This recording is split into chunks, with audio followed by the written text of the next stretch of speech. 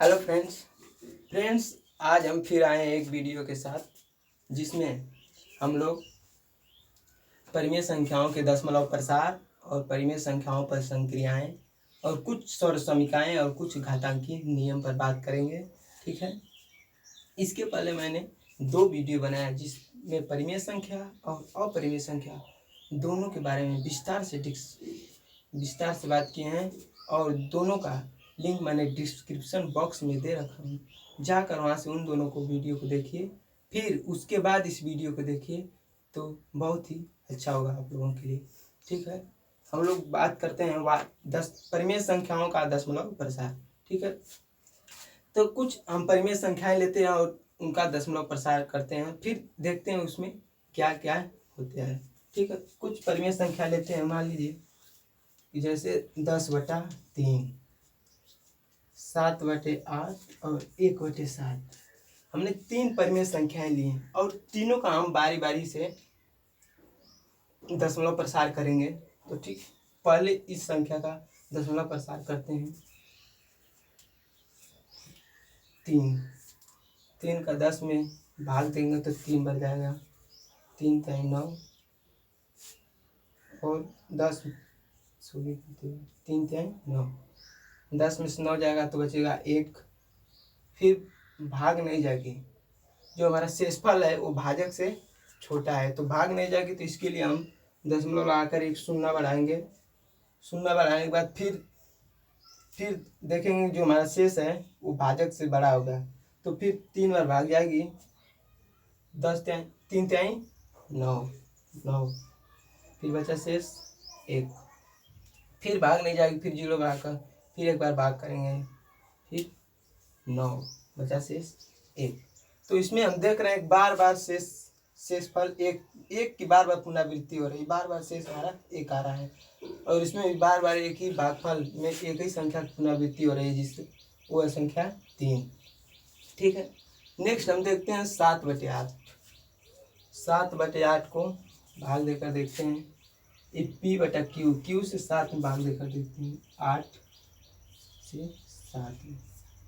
तो 8 जो हमारा भाजक है वो भाज्य से बड़ा है तो भाग नहीं जाएगी। तो दोस्तों हम क्या करेंगे, इसके लिए शून्य लगाकर दशमलव लगाकर एक 0 बनाएंगे। अब इसमें हम भाग देंगे तो क्या होगा कि 8 64, 8 बार भाग जाएगी और यहाँ पर 64, शेष जो हमारा बचेगा वो है 70 में 64 जाएगा 6 शेष बचा। फिर जो हमारा शेषफल है वो भाजक से छोटा है तो भाग नहीं जाएगी, इसके लिए फिर एक 0 यहाँ पर बढ़ाएंगे, फिर भाग देंगे।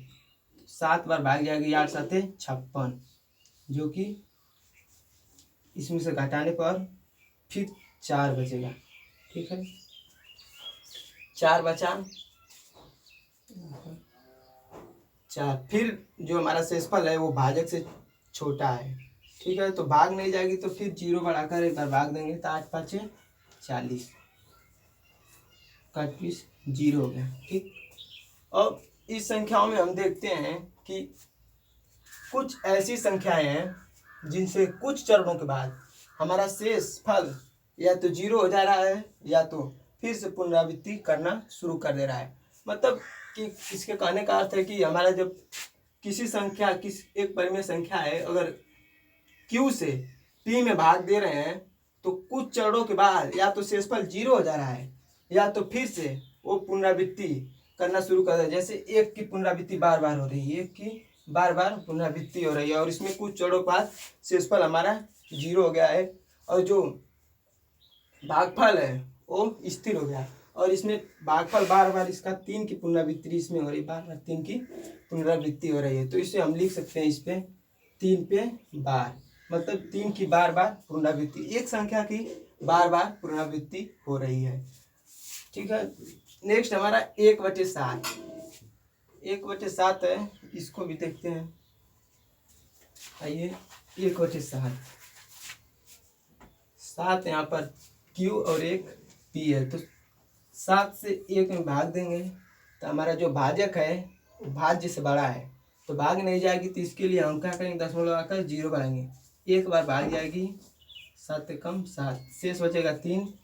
फिर जो हमारा शेषफल है वो भाजक से छोटा है तो भाग नहीं जाएगी, तो यहाँ पर हम फिर 0 बढ़ाकर भाग करेंगे तो 7 चौका 28, 4 बार भाग जाएगी, 7 चौको 28। जो हमारा शेष बचेगा 2। फिर हमारा शेषफल छोटा हो गया भाजक से तो भाग नहीं जाएगी, तो फिर 0 बढ़ाकर 2 बार भाग जाएगी, 7 दूना 14। फिर जो हमारा शेष बचेगा वो है 6। फिर भाग नहीं जाएगी इसमें, शेषफल जो छोटा हो गया भाजक से तो 0 बढ़ाकर फिर 8 बार भाग जाएगी, 7 8 56। फिर शेष बचेगा 4, ठीक है। फिर भाग नहीं जाएगी तो फिर 0 बढ़ाकर भाग देंगे, 7 5 35, शेष बचता 5। फिर 0 बढ़ाकर भाग देंगे, 7 7 49। फिर शेष बचा 1। जो हमारा शेष बचा 1, फिर से 7 से 1 में भाग देंगे, फिर यहीं से शुरू हो जाएंगे। देखिए 7 से 1 में भाग देंगे, फिर यहीं से शुरू हो जाएगा। जो हमारा शेष बच रहा था इसमें उन शेषों की फिर से बार बार पुनरावृत्ति होगी, और जो हमारा ये भागफल आया इसकी भी बार बार इसमें पुनरावृत्ति होगी, ठीक है। देखिए जब यहाँ पर 7 से इसमें भाग दिए तो 0, फिर दशमलव आकर 0 बढ़ाना पड़ा इसमें। उसी तरह फिर आ गया है यहाँ पर शेषफल हमारा 1, तो 1 जो है हमारा भाजक से छोटा है तो इसमें हम भाग देंगे, तब 0 पॉइंट फिर दशमलव लगाएंगे, तो वही बात है। यहाँ पर फिर हम 1 लिखेंगे, फिर 1 लिखेंगे, फिर 4 भी आएगा, 2 भी, 8 भी, 5 भी। फिर इन्हीं संख्याओं की बार बार पुनरावृत्ति फिर शुरू हो जा रही है, और इन शेषफलों में भी उसी संख्याओं की बार बार पुनरावृत्ति शुरू हो जाएगी जो अभी हमने किया, ठीक है। तो हमारे जो परिमेय संख्याएं हैं दशमलव प्रसार, कुछ चरणों के बाद तो इनका शेषफल या तो 0 हो जा रहा है, या शेषफल फिर से पुनरावृत्ति करना शुरू कर दे रहा है, या भागफल फिर से पुनरावृत्ति शुरू कर दे रहा है, ठीक है। तो दशमलव संख्याओं का प्रसार 2 प्रकार से होता है, एक शांत दशमलव प्रसार और एक अशांत दशमलव प्रसार, ठीक है। अशांत दशमलव प्रसार को हम अनुवासनी आवर्ती भी कहते हैं, ठीक है। वे परिमेय संख्याएं जिनका दशमलव प्रसार कुछ चरणों के बाद, मतलब कुछ चरणों के बाद 0 हो जाए तो उसे हम शांत दशमलव प्रसार कहते हैं। जैसे हम लोग 7/8 यहाँ पर देख रहे हैं, ठीक बताए थे 7/8 को कि कुछ चरणों के बाद इसका शेष 0 हो जा रहा है। जैसे 8/3 इसमें कुछ चरणों के बाद शेष इसमें 0 नहीं हो रहा है, और इसमें भागफल भी बार बार भागफल की पुनरावृत्ति हो रही है। उसी तरह 1/7 में भी इसमें भी कुछ चरणों के बाद शेषों की पुनरावृत्ति शुरू हो जा रही है। जैसे एक बार यहाँ तक किए, फिर यही से पुनरावृत्ति इन शेषों की शुरू हो जाएगी, और फिर भागफलों की भी पुनरावृत्ति शुरू हो जाएगी। तो वे परिमेय संख्याएं जिनका कुछ चरणों के बाद शेषफल 0 हो जाए तो उसे हम शांत दशमलव प्रसार कहते हैं, उसे शांत दशमलव प्रसार कहते हैं। और वे परिमेय संख्याएं जिनका कुछ चरणों के बाद शेष 0 न हो, फिर से पुनरावृत्ति शुरू हो जाए, मतलब फिर से वही संख्या है बार बार, जैसे 1 2 3 हुआ, फिर वही 1 2 3 1 2 3 1 2 3 आते रहे, तो उसी को हम अशांत दशमलव प्रसार कहते हैं, अनुवासनी आवर्ती संख्याएं कहते हैं, ठीक है। तो कुछ एग्जाम्पल लेते हैं, यहाँ पर देखते हैं कुछ एग्जाम्पल है। कुछ एग्जाम्पल, जैसे एक एग्जाम्पल है कि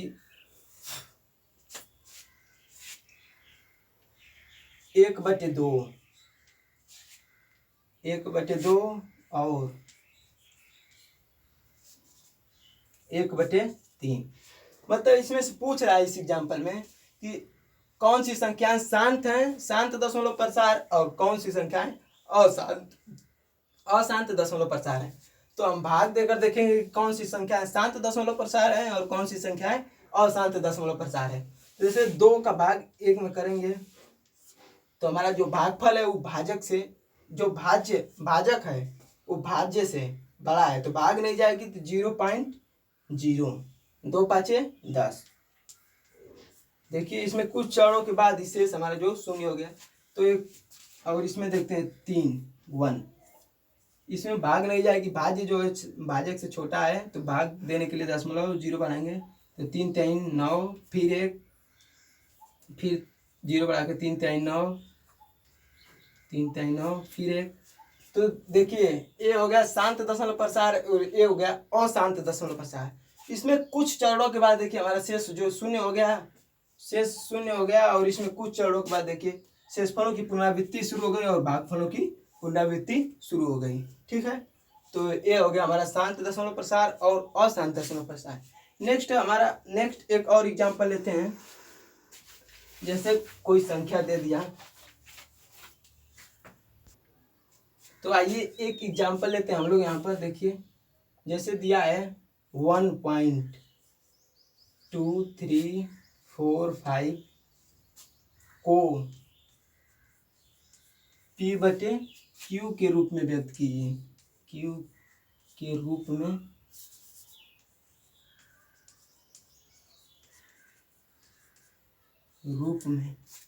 व्यक्त कीजिए।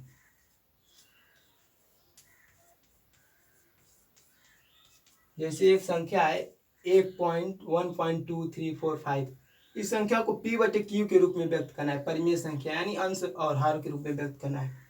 जैसे कोई भी संख्या होती है उसके नीचे हम 1 लिख सकते हैं, कोई प्रॉब्लम नहीं होती। 1 2 4 5, ठीक। Q = 0, मतलब Q के बराबर 0 नहीं होना चाहिए। अगर 0 हुआ तो परिमेय संख्या नहीं होगी। तो जैसे इसके बदले हम 1 लिख सकते हैं, और इसमें इस संख्या में दशमलव की इधर जितना 0 है उतना 1 लिख कर उतना 0 से गुणा करेंगे 4, ठीक है। इससे गुणा करेंगे तो कोई फर्क नहीं पड़ेगा, एक कट कर अपने आप 1 हो जाएगा। तो 1 से इसमें गुणा करेंगे तो कोई फर्क नहीं पड़ेगा। तो इसमें इसका गुणा करेंगे तो हो जाएगा 1 2 3 4 5 अपान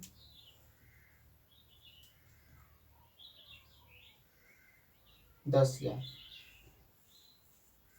1 2 3 4, ठीक। तो ये P/Q के रूप में हो गया। जैसे 1 2 3 4 5 12,345/10,000 एक परिमेय संख्या इसे P/Q के रूप में लिख सकते हैं। नेक्स्ट एक एग्जांपल लेते हैं, और जिससे कोई संख्या हमने लिया उसे P/Q के रूप में। आइए एक एग्जांपल है यहाँ पर कि कोई संख्या है 0.33 अनंत तक, ठीक। बराबर इसको हम लिख सकते हैं 0.3 पे बार, ठीक है। 0.3 पे बार मतलब बार बार इसी एक ही संख्या की बार बार पुनरावृत्ति, ठीक है। एक ही संख्या की बार बार पुनरावृत्ति, इसे हम P/Q के रूप में व्यक्त करेंगे। के रूप में व्यक्त कीजिए,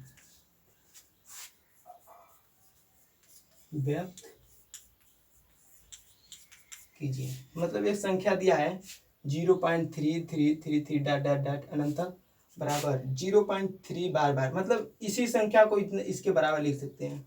मतलब इसमें 3 की बार पुनरावृत्ति हो रही है, यानी 3 पर एक बार लगा देंगे हम। तो मान लीजिए इस संख्याओं की एक ही संख्या की बार पुनरावृत्ति, तो इसे P/Q के रूप में लिखना है, परिमेय संख्या के रूप में लिखना है, अंश बटे हर के रूप में लिखना है। तो हमें मालूम नहीं है कि संख्या कुछ दिया नहीं है, मतलब एक संख्या दिया है और पूछा है कि इसे P/Q के रूप में लिखना है। तो हम मानेंगे यहाँ पर माना x बराबर 0.3333 ठीक है। माना x बराबर, ठीक।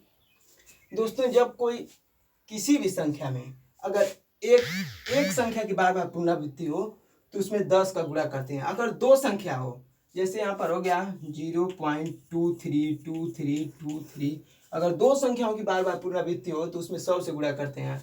अगर 3 संख्याओं की पुनरावृत्ति हो गई, तो उसमें हम 1000 से गुणा करते हैं। जितनी संख्याओं की पुनरावृत्ति होगी उतने, मतलब 1 लिखकर उतनी संख्याओं से गुणा, 1 लिखकर उतनी संख्याओं से गुणा, 0 बढ़ाकर उतनी संख्याओं से हम गुणा करेंगे। जितनी संख्याओं की पुनरावृत्ति होगी, 2 की हुई तो 10 से, या 3 की हुई तो 100 से, 4 की हुई तो 1000 से, 5 की हुई तो 10,000, ऐसे आगे बढ़ते चले जाएंगे। जितनी संख्याओं की पुनरावृत्ति होगी उतनी संख्याओं से हम गुणा करेंगे। तो इसमें एक संख्या की पुनरावृत्ति हुई है। देखिए एक संख्या की पुनरावृत्ति हुई, सिर्फ 3 की पुनरावृत्ति हो रही है और कोई संख्या इसमें नहीं आ रही। तो 10 से गुणा करेंगे, 10x बराबर, इसमें भी 10 का गुणा करेंगे। देखिए 10 गुणे 0.3333 डॉट डॉट डॉट डॉट। इसमें अगर हम 10 का गुणा करेंगे तो एक पॉइंट इधर आ जाएगा, पॉइंट के इधर आ जाएगा एक 3, तो लिख सकते हैं इसको 3.3333 डॉट डॉट अनंतम, ठीक, 10x, ठीक है। अब इसको हम क्या लिख सकते हैं, देखिए इसमें हम अगर 3 इस संख्या में जोड़ दें तो यहाँ पर 3 हो जाएगा, 3 हो जाएगा कि नहीं। देखिए तो उसी तरह इसको हम 2 भागों में बांटेंगे, एक लिखें 3 प्लस, अब इसको लिखेंगे 0.3333, 3 इसमें इस संख्या में 3 जोड़ कर देखिए इसके बराबर हो जाएगा, ठीक है। उसी तरह अब यहाँ पर हो जाएगा 10x, ऊपर लिखते हैं दिखाई नहीं देगा,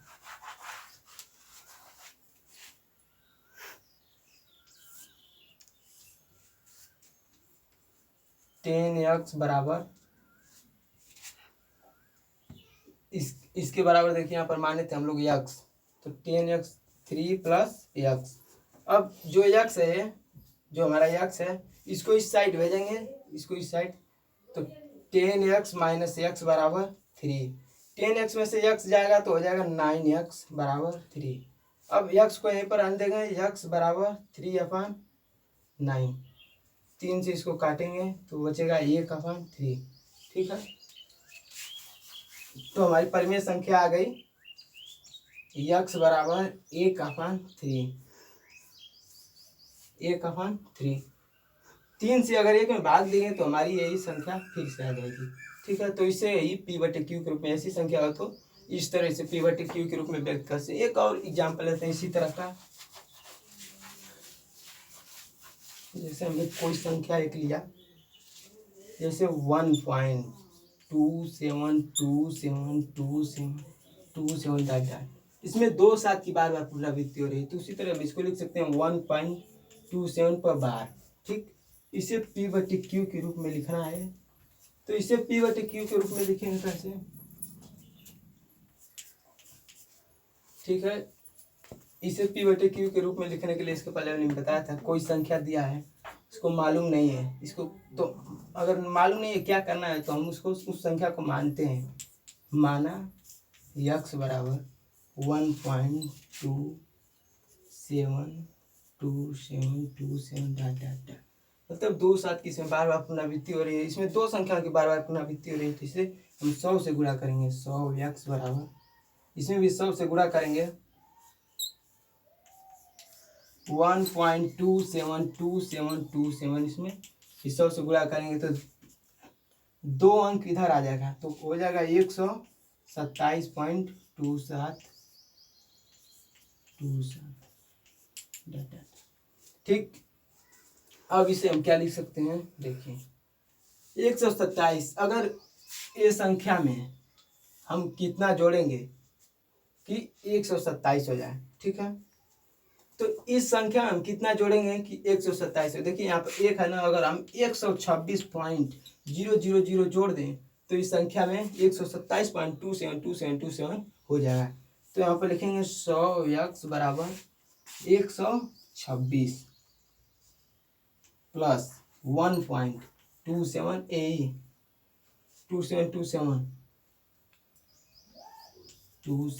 2727 डॉट डॉट डॉट, ठीक है। फिर इधर देखिए इतना हो गया, फिर यहाँ पर लेंगे 100x बराबर 126, और इतने की जगह हम क्या लिख सकते हैं, x बराबर इतना माने थे ना, तो हम लिख सकते हैं 126 प्लस x इधर भेजेंगे, 100 में से x जाएगा तो हो जाएगा 99x बराबर 126। अब इसको हम यहीं से काटिए, चाहे इधर कीजिए, 126/99, इसे हम 3 से काट रहे हैं। देखिए 3 चौका 12, 3 दूना 6, 3 तिहाई 9, 3 तिहाई 9, फिर 3 से काटेंगे तो यह 14 तिहाई 42/11 तिहाई 33। 1.27227 को हम p/q के रूप में व्यक्त कर दे, 14/11। ठीक है।